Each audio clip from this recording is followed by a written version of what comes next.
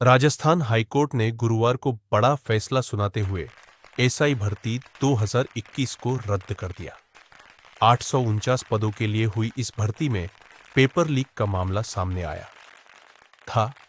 कई trainee SI पकड़े गए और जांच में पूरे नेटवर्क का खुलासा हुआ। जस्टिस समीर जैन की एकल पीठ ने आदेश सुनाते हुए कहा कि भर्ती का पेपर पूरे प्रदेश में फैला और इसमें आरपीएसएससी के तत्कालीन अध्यक्ष संजय श्रोत्रिय और 6 सदस्यों की भूमिका रही। कोर्ट ने माना कि सदस्य बाबूलाल कटारा और रामूराम राइका समेत अन्य सदस्य भी इस गड़बड़ी में शामिल थे।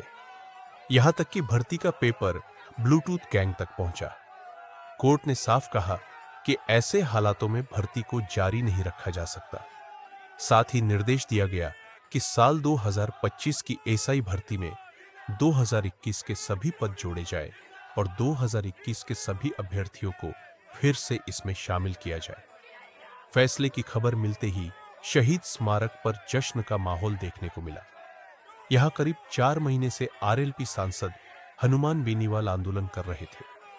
आदेश के बाद कार्यकर्ताओं ने ढोल नगाड़ों और आतिशबाजी के साथ खुशी मनाई।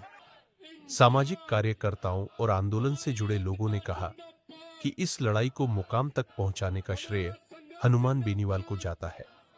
साथ ही उन्होंने पुलिस प्रशासन और पत्रकारों की भूमिका की भी सराहना की।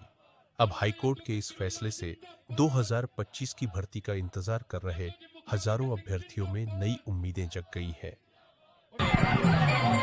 127 दिन का लंबा संघर्ष और आज आया फैसला। फैसले की खुशी साफ साफ देखी जा सकती है। हम मौजूद हैं शहीद स्मारक जहां से आंदोलन शुरू हुआ। क्या लग रहा है, आज का क्या दिन है? आज राजस्थान में एक दिवाली मनाने का दिन है, जहां असत्य पर आज सत्य की जीत हुई है। जो है पेपर चोर और पेपर माफियाओं की और जो पेपर चोरों को बचाने वाली सरकारों की पराजय हुई है। राजस्थान के किसान, नौजवान और मेहनतकश किसानों के बच्चों की जीत हुई है।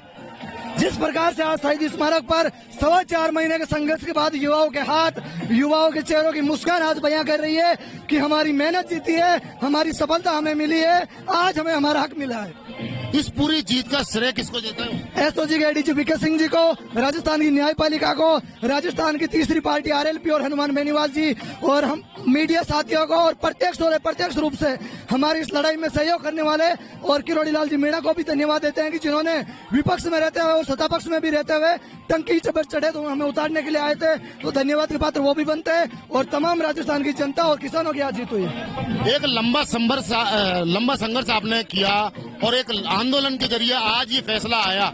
उसके बाद में खुशी का माहौल तो है। क्या लग रहा है, कोई अब नया मुद्दा होगा? मुद्दा तो यही है कि राजस्थान में पेपर चोर या पेपर मार और कांग्रेस और भाजपा की आज हार हुई है और राजस्थान की न्याय योद्धा हनुमान बेनीवाल जी की जीत हुई है। जहां उन्होंने कहा था कि मैं भर्ती रद्द करवा के मानूंगा और उन्होंने आज करवा के मानी है और न्यायपालिका ने वो ऐतिहासिक फैसला दिया है जो आने वाले समय में कोई भी अगर पेपर चोरी के नाम पे पेपर खरीदने का नाम भी लेगा तो उसको ऐसा ही भर्ती 2021 याद आएगी। हमारे और हनुमान जी के चेहरे याद आएंगे। ये शहीद स्मारक गवाही देगा कि जब जब अत्याचार और अधिकार अन्याय का हलन होगा तब तक अगर कोई आवाज उठाने फिर शहीद स्मारक पर आएगा और कोई धरना देगा।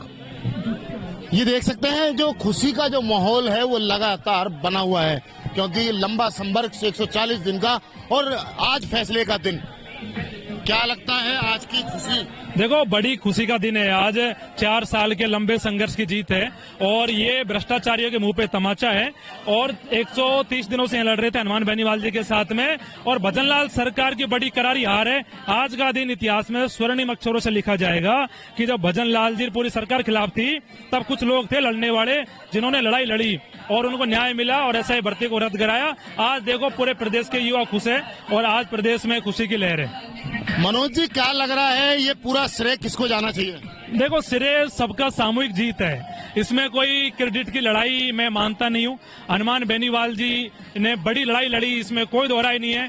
किरोड़ी लाल जी ने भी साथ दिया और तमाम प्रदेश के युवा, तमाम मीडिया के साथी सभी लड़े। एक सामूहिक जीत है और इसमें कोई दोहराई नहीं है कि क्रेडिट से ज्यादा आज युवाओं के लिए ये खुशी का दिन है कि आज उन्हें न्यायपालिका से एक जीत मिली है और इस दिन को इतिहास में हमेशा याद रखा जाएगा कि एक दिन ऐसा था कि जब एसआई भर्ती रद्द हुई थी। और आज मेरे को वो दिन याद है सर, जब हम यहाँ पहले दिन पेपर लीक हुआ था तब यहीं खड़े थे, और आज रद्द हुआ है तब भी हम यहीं खड़े, और आज हमने करके दिखाया और भर्ती को रद्द करके दिखाया। मनोज जी, एक नया विवाद छिड़ गया है। अगर ये जीत के बाद में एक पक्ष करोड़ी जी का, एक पक्ष हनुमान बेनीवाल जी का, वो क्या कहोगे? देखो, मेरे को लग रहा है ऐसा कोई विवाद नहीं होना चाहिए वैसे तो, लेकिन आप कह रहे हो विवाद छिड़ रहा है, तो मैं ज्यादा कुछ नहीं कहूंगा। बस ये है कि दोनों नेताओं का सम्मान है, दोनों बड़े हैं, किरोड़ी लाल जी भी बड़े हैं, हनुमान जी भी बड़े हैं, और युवाओं के लिए दोनों ही मायने रखते हैं, क्योंकि किरोड़ी लाल जी भी संघर्ष की मूर्त है, हनुमान बेनीवाल जी भी संघर्ष की मूर्त है, और दोनों इस प्रकार की छोटी मोटी बातें नहीं करनी चाहिए। जो भी मैं सुन रहा था टीवी पे, कहीं ना कहीं उससे प्रदेश के युवाओं में एक निराशा होती है, और मेरा ऐसा मानना है कि दोनों बड़े नेता है, सुलझे हुए नेता है, और छोटी मोटी बात हो जाती है, और प्रदेश के युवा सभी को सिरे दे रहे हैं, ऐसा कोई सिरे की लड़ाई नहीं है। कार्यकर्ताओं में एक नई बहस छिड़ गई है, जैसे कि अगर बेनीवाल जी के कार्यकर्ता हैं तो वो उनके फेवर में बोल रहे हैं, और कहीं ना कहीं करोड़ी जी का वो अलग तरीके से, और करोड़ी जी के जो समर्थन है वो उनके पक्ष में बोल रहे हैं, वो उनके नहीं बोल रहे। आखिर ये श्रेय किसका है? एक नेता में कार्यकर्ताओं को लेके एक बहसबाजी जरूर होती है, और अपने अपने कार्यकर्ता अपने नेता का सपोर्ट करते हैं, लेकिन मैं एक न्यूट्रल व्यक्ति हूँ, है ना, तो मेरा ये मानना है कि दोनों सम्मानीय हैं और कोई बहस इसमें नहीं होनी चाहिए, और दोनों नेताओं को बड़ा दिल रखना चाहिए। अगर ये बातें ये इतने बड़े नेता अगर करते हैं तो कहीं ना कहीं प्रदेश के युवाओं में गलत मैसेज जाता है कि न्याय की लड़ाई से ज्यादा सिरे की लड़ाई हो गई। तो मैं नहीं चाहता कि सिरे की लड़ाई बने, ये न्याय की लड़ाई रहनी चाहिए।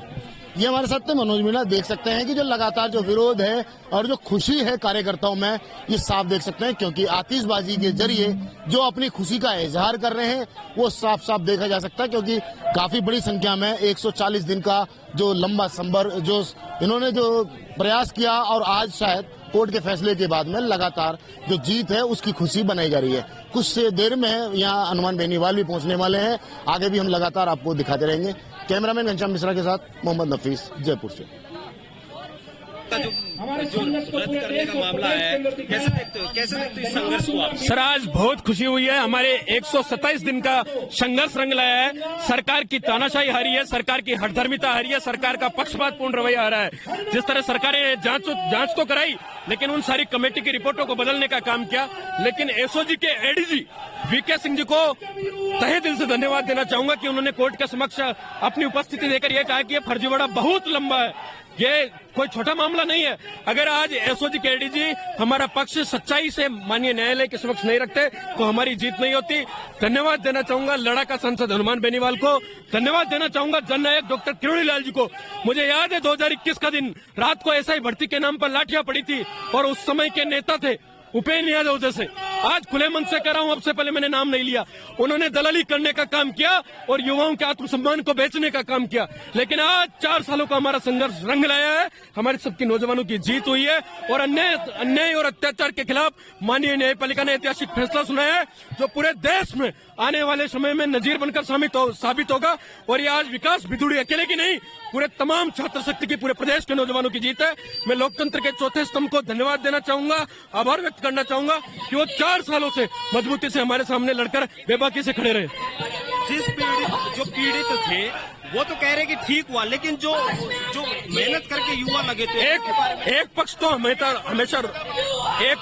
एक पक्ष का हमेशा रोना जारी रहेगा, और हमारी लड़ाई उन्हीं से थी, फर्जी लोगों से हमारी लड़ाई थी, ईमानदार अभ्यर्थियों से हमारी लड़ाई नहीं थी, और उसको माननीय न्यायपालिका ने साबित कर दिया कि सच्चाई क्या है। इसमें तस्कर, कबाड़ी वाले, ट्रक ड्राइवर, तमाम लोग थानेदार बन गए। हरियाणा गिन तक पेपर पहुंच गया, आरपीएससी के सदस्य पकड़े गए। गहलोत के पीएसओ राजकुमार यादव ने जिस तरह बंदरबाट किया, अपने बेटे को पेपर पढ़ाया, दूध बेचने वाले को पेपर पढ़ाया, सब लोगों ने धोखा किया। मैं आप सभी को धन्यवाद देना चाहूंगा। बहुत बहुत साधुवाद, धन्यवाद, राम राम।